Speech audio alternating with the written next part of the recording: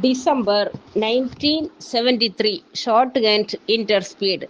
Get ready for the dictation. 5 seconds, 2 seconds, start. Tomorrow, the nation will celebrate its 27th Independence Day, and on this occasion, I have great pleasure in offering my warm greetings to my fellow citizen in India and abroad. The day reminds us of the pledge we took, the promises we made, and the performances so far achieved to give to our people a better and fuller life. We have worked hard all these years to end poverty, ignorance, and disease among the vast millions of our population. Our aim has been the establishment of a society in which there will be equality of opportunity for all citizens, irrespective of caste or color. In our efforts towards the attainment of our national goals, we have chosen the democratic method as the only path to real progress. I would like to lay the greatest emphasis here on the observance of self-discipline at all levels. The most important sanction behind a democratic form of government is the confidence which the people have in it. It should be the constant endeavor of those placed in power to retain this confidence. The political developments that were witnessed in some states recently are not conducive to stable government. In our system, governments are chosen by a mandate from the people. This mandate cannot be utilized to suit personal ambitions or for gaining selfish ends. We have been confronted in recent months by a drought which has thrown millions of our people into distress and near famine conditions in all parts of the country. We are trying to meet this situation. Several steps have been taken to remove the distress and to reduce the sufferings of the people.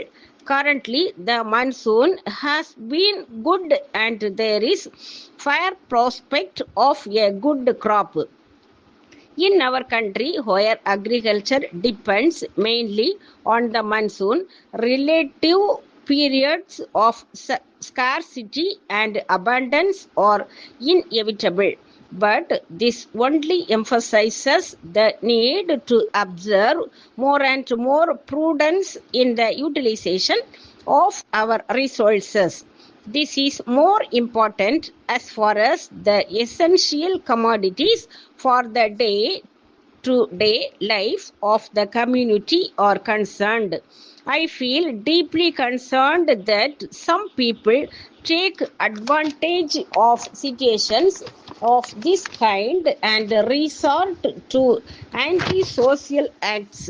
Such people, I have no hesitation in saying, should be branded as enemies of society and punished under the most stringent provisions of law.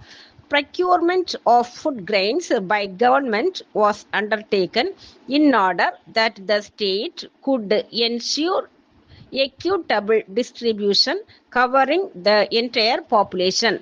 We have also to build up a ready stock to provide for an emergency.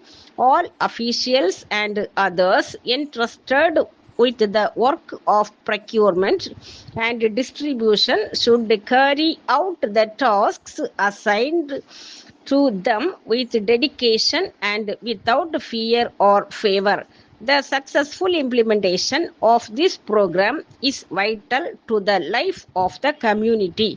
Every citizen is entitled to get his requirement of food and other essential articles of daily use at a reasonable price, and the state has a special duty to ensure that the poorest receives adequate protection. Letter dated 15th December 1972 from Messrs. Ram Gopal Agencies, 10 White Road, Bombay, addressed to Associated Printers, Madras 2.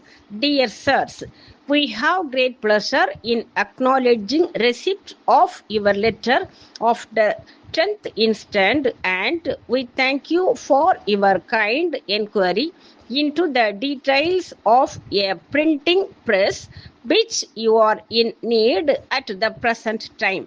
You will be pleased to hear that we have a press in stock that will meet your requirements. We recently bought the whole of the equipment, and this particular press, which has been very little used, is in excellent condition. As you are aware, this machine is used in all firms that undertake high-class work. If you decide to purchase the second-hand press now offered personally, we shall be only too glad to arrange for an inspection on any day during working hours. If we do not hear from you within 10 days, we will presume that you are not interested in the equipments. Any further information required we will supply by written, and we earnestly hope you will be able to place your orders with us at an early date. Yours faithfully.